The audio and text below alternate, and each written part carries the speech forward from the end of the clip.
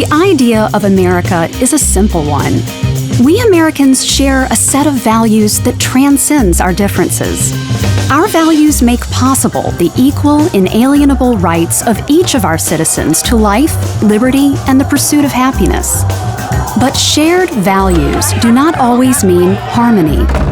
We may all agree that the pursuit of happiness is essential to our national identity, but we do not always agree on what that pursuit entails.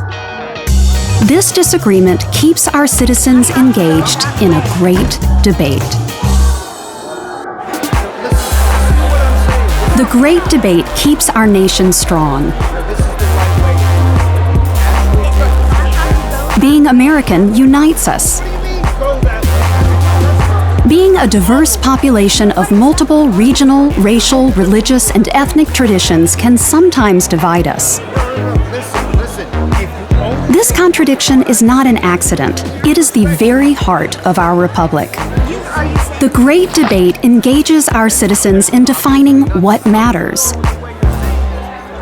Simply put, a nation of the people, by the people, for the people cannot endure unless the people participate in this ongoing conversation. Thomas Jefferson said, "The earth belongs always to the living generation." The same is true of a republic. Each generation of Americans must embrace these shared values. Freedom, commonwealth, ethics, unity, private wealth. These are the values we share. Values that we must continually re-examine to ensure that all citizens can pursue happiness. No one said this was easy. Agreeing on what we value is not enough. We have to apply those values to our governance and to our daily lives. And when one value is out of balance with its counterpart, when we disagree about which value matters more, we must recognize the tension that shared values creates, and we must work towards balancing them for the common good. Unity versus diversity, freedom versus equality, law versus ethics, commonwealth versus private wealth. We must continually weigh each one against its corresponding value. How much of one value can we keep without losing too much of its counterpart?